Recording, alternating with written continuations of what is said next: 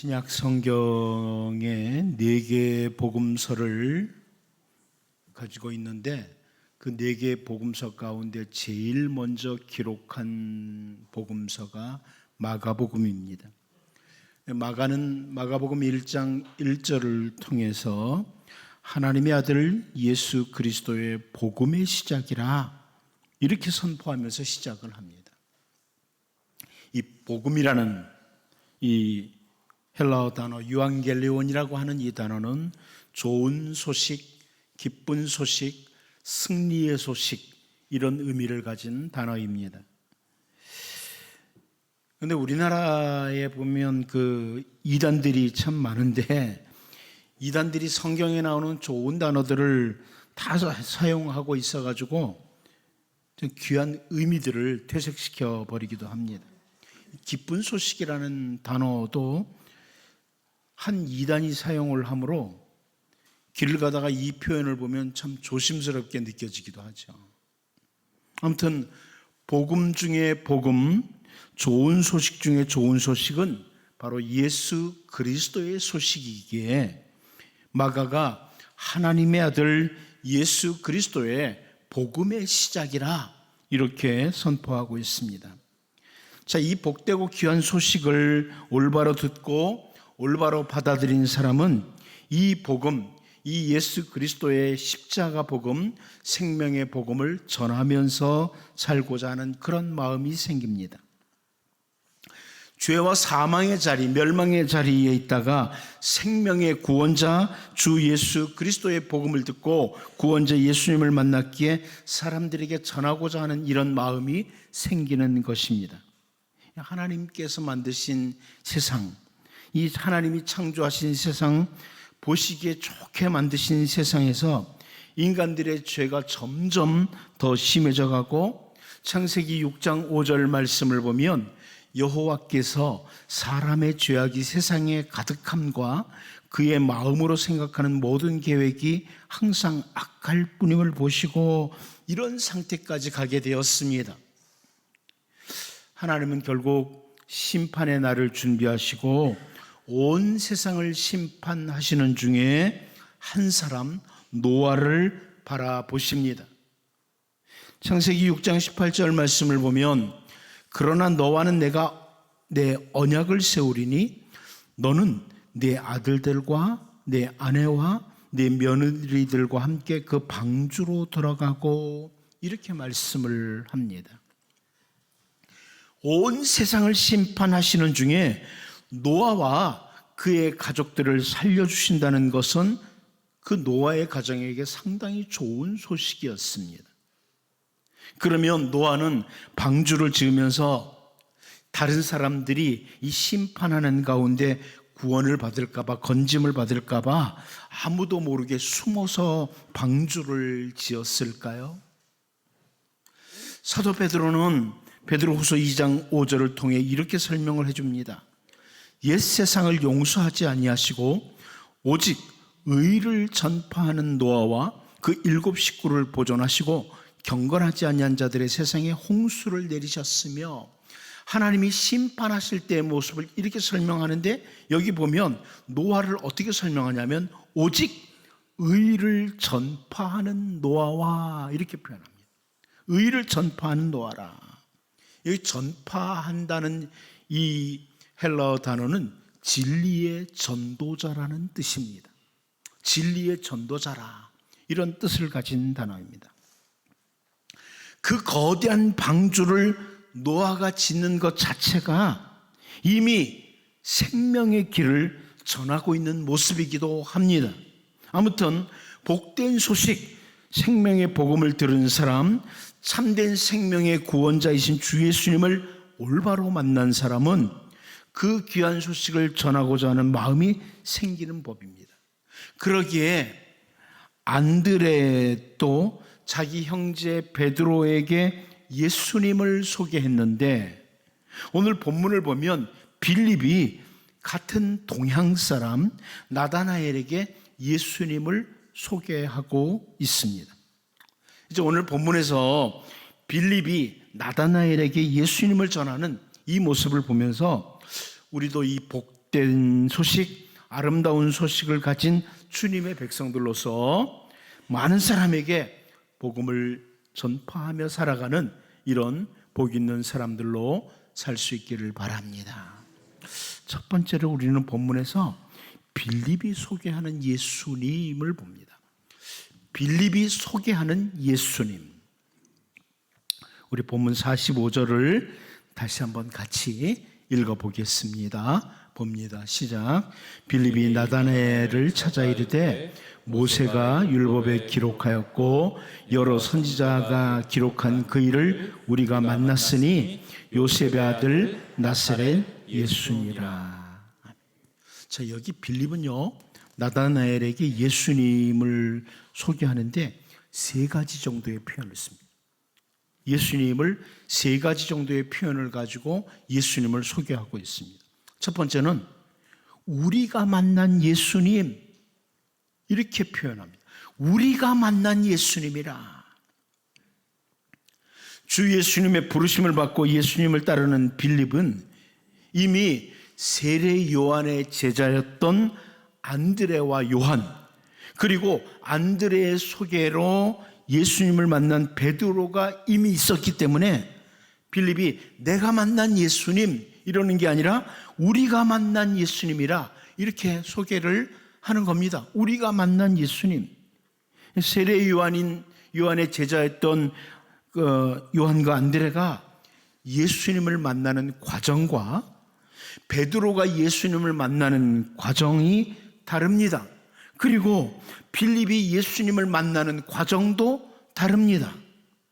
하지만 만나는 방법이 다르다고 그 사람들이 만난 예수님이 다른 것이 아닙니다. 만나는 과정은 달라도 동일한 예수님을 만난 거예요. 어느 날 예수님을 만나는 방법이 다른 사람들과 좀 다를 수 있습니다. 그런데 그것을 가지고 자기는 마치 특별한 사람이라고 이런 주장을 하고 자기를 자랑하는 이런 사람들이 가끔 한국 교회에 등장을 하죠. 나는 예수님을 이렇게 만났다고 이러면서 말이죠. 자기와 예수님과의 관계를 다른 그리스도인들과 달리 아주 특별하다고 자기를 드러내려고 하는 사람들이 종종 있습니다. 그러나 여기 빌립은 그 만나는 과정이 다른 사람들과 다를지라도 그보다 더 중요한 것은 우리들이 메시아, 구원자, 예수님을 만났다는 것에 초점을 맞추고 있습니다. 예수님을 마치 도구로 사용해서 자기를 드러내고자 하는 어떤 무리들과 달리 예수님에게 초점을 맞추는 것. 여러분, 세상에는 예수님을 도구로 자기를 드러내려고 하는 이런 사람들이 종종 있습니다. 이 빌립은 자기가 아니에요. 예수님인 거예요. 우리가 만난 예수님. 만나는 과정은 달라도 우리들은 동일한 메시아 예수님을 만났다는 것을 소개하는 겁니다. 오늘 우리 모든 그리스도인들이 만난 그 예수님 자체가 복된 소식이에요. 좋은 소식이에요. 그래서 그 예수님을 전하는 것이 바로 복 있는 자의 모습이라 이것을 우리가 먼저 기억을 해야 할 것입니다. 두 번째는 빌립이 나다나엘에게 뭐라고 설명을 하냐면 율법과 선지자가 기록한 메시아를 만났다고 이렇게 소개합니다. 예수님은 율법과 선지자가 기록한 메시아라고 설명해요.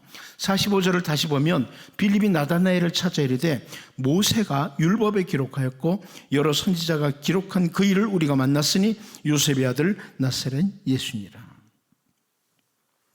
왜 빌립이 나다나엘에게 이렇게 메시아신 예수님을 소개하면서 율법과 선지자가 기록한 메시아라 이렇게 하냐면 이 나다나엘이라는 사람 자체가 율법과 선지자, 다시 말하면 구약 성경이죠. 모세의 율법 그리고 선지자 하면은 구약 성경을 가리키는데요. 구약 성경을 나름대로 충실하게 연구를 했던 사람이기 때문이라고 학자들이 설명을 하죠. 모세를 통해서 기록된 율법과 선지자들을 통해서 기록된 말씀에 깊은 관심을 가지고 살았던 사람이 나다나엘이에요. 그러니까 빌립이 모세와 선지자가 기록한 그분, 네가 그렇게 모세오경 또 모든 구약 성경을 깊이 묵상하고 연구하는데 거기 나오는 메시아, 그 메시아를 우리가 만났다, 이렇게 소개하는 겁니다. 여러분, 예수님은 온 세상 모든 만물의 주인이십니다. 그러므로 우리가 예수님을 전할 때 각 사람의 관심사를 따라서 다양하게 예수님을 설명할 수 있습니다. 복음은 예수 그리스도지만 예수님을 전하는 방법은 다양할 수 있다는 겁니다. 오늘날 대한민국 사람들에게 복음을 전하면서 모세가 율법에 기록하였고 선지자들이 기록한 그분이 예수님이라고 이렇게 소개를 하면 대한민국 사람들은 이해를 못하죠. 그러나 나다나엘은 모세의 오경과 구약 성경을 깊이 연구했던 사람이기 때문에 이 빌립이 소개하는 말을 이해할 수가 있었던 거예요. 여러분, 이 표현을 통해서 우리가 확인할 수 있는 것은 우리는 다양한 방법으로 예수님을, 복음을 소개할 수 있다, 이것을 기억하고 우리가 우리에게 주어진 다양한 방법을 따라 복음을 전하며 살 수 있기를 바랍니다. 세 번째로 빌립은 예수님을 어떻게 소개하느냐, 요셉의 아들 나사렛 예수라고 이렇게 소개를 합니다.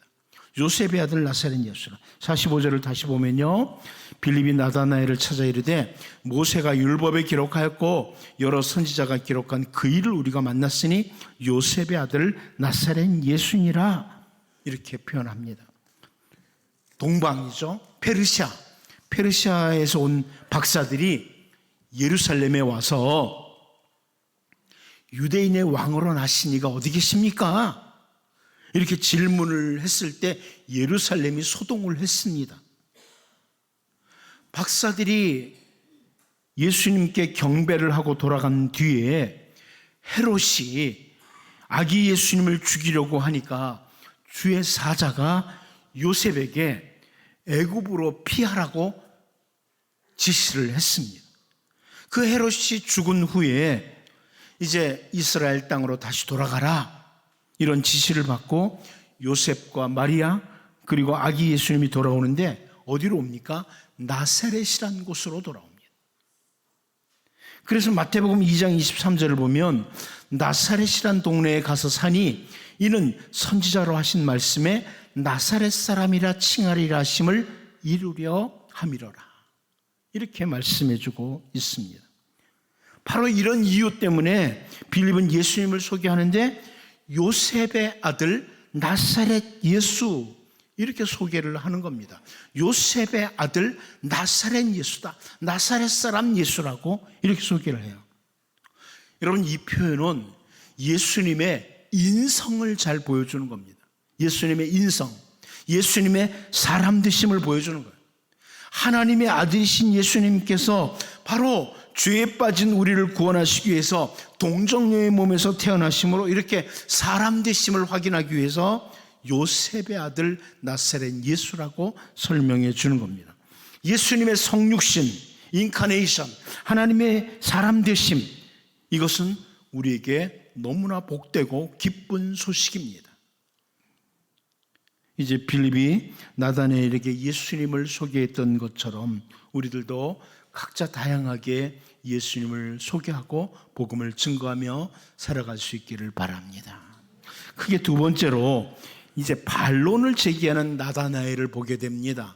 우리는 오늘 본문에서 빌립이 나다나엘에게 예수님을 소개하니까 반론을 제기하는 이 나다나엘을 보게 돼요. 우리 본문 46절을 다시 한번 같이 읽어봅니다.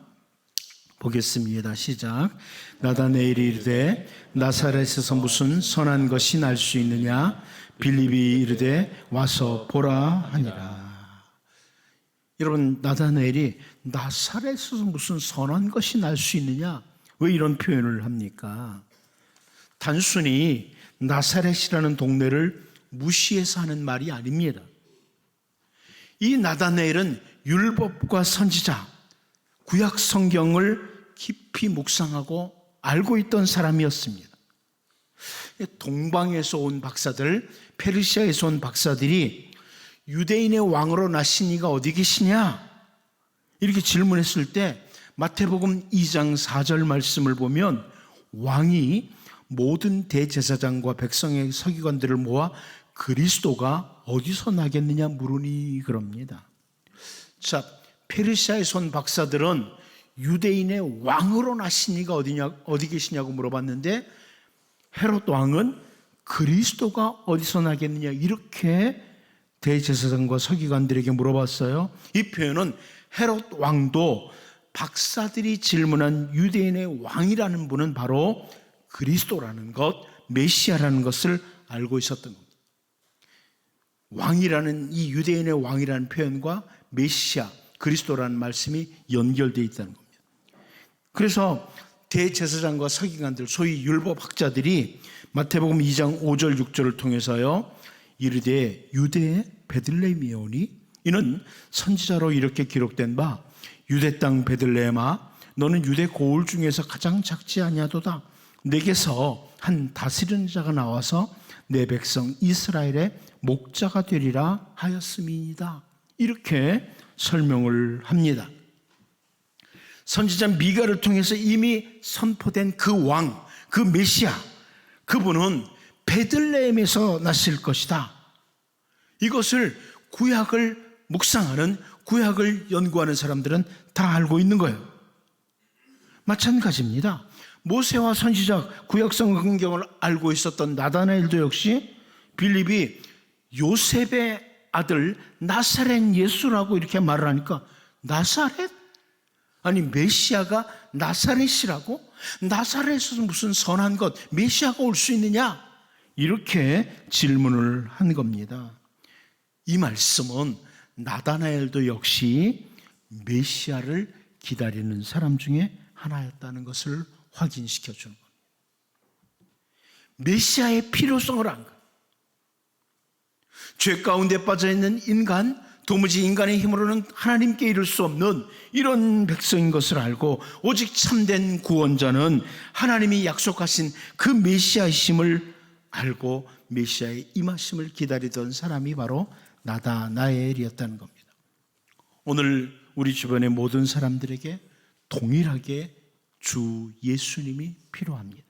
로마서 3장 23절을 보면 모든 사람이 죄를 범하였음에 하나님의 영광에 이르지 못하더니 이렇게 선포합니다. 세상에 존재하는 모든 사람들은 다 죄로 말미암아 죄 아래 사망 아래에 있는 자들입니다. 그러므로 세상에 존재하는 모든 자들에게는 구원자 메시아이신 예수님이 필요한 겁니다. 나사렛에서 무슨 선한 것이 날 수 있느냐? 이렇게 질문했던 나다나엘에게 메시아이신 주 예수님을 만나야 될 필요가 있었다는 것, 이것처럼 여러분 우리 자신과 우리가 알고 있는 모든 사람들에게는 구원자이신 예수님이 필요하다는 것을 기억하고 할 수 있는 대로 예수님을 전하며 살아가는 복된 주님의 백성들 될 수 있기를 바랍니다. 마지막 한 가지 더 봅니다. 예수님께 초청하는 빌립의 모습입니다. 예수님께로 초청하는 빌립. 우리 본문 46절을 다시 한번 읽어봅니다. 보겠습니다. 시작.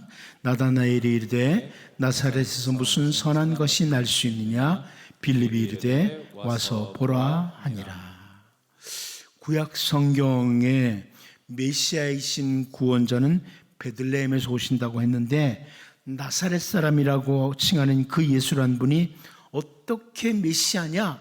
이렇게 나다나엘의 질문을 받고 빌립이 와서 보라, 와서 보라 이렇게 대답을 합니다. 여러분 기억하시겠지만 이 와서 보라는 이 표현은 예수님이 먼저 사용했던 표현입니다.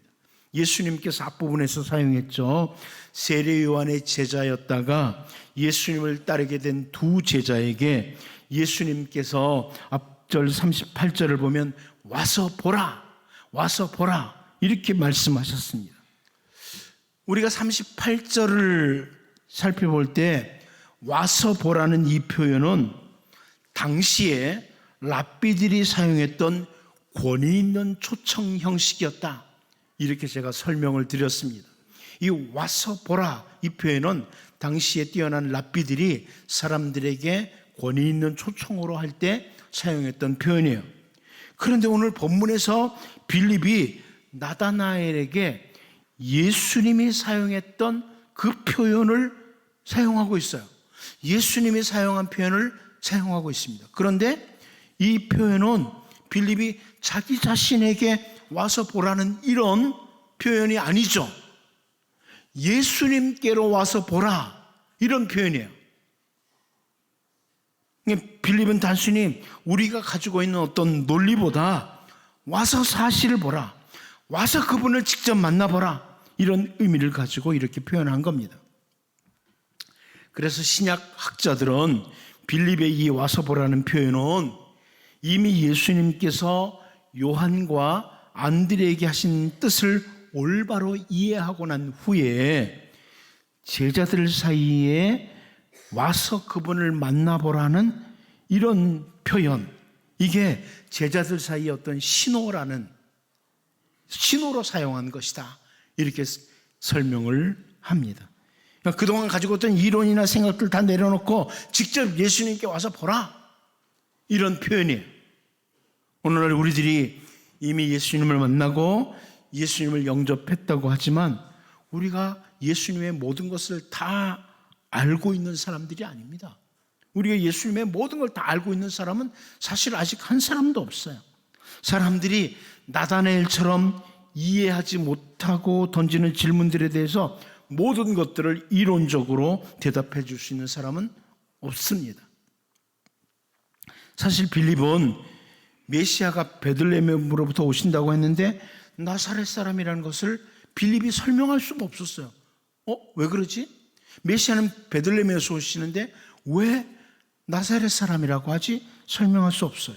그런데 오늘 우리들은 마태복음을 통해서 왜 그런 호칭이 붙여졌는지를 확인할 수 있죠. 오늘은 우리는 확인할 수 있지만 빌립은 그 당시에 확인할 길이 없습니다. 아직 모르는 상황이었어요. 오늘 사람들이 우리에게 질문하기도 합니다. 하나님이 어찌 사람이 될 수 있느냐? 하나님이 어찌 사람이 될 수 있느냐? 혹은 동정녀가 어떻게 아들을 낳을 수 있느냐? 이런 말을 합니다. 삼위일체가 세 분이 한 분인 것이 가능한가? 우리의 머리로 이해가 되지 않죠. 그런데 우리가 자세히 설명할 수는 없지만 빌립이 나다나엘을 초청했던 것처럼 와서 보라, 예수님께로 와서 예수님을 만나보라고 초청할 수는 있습니다.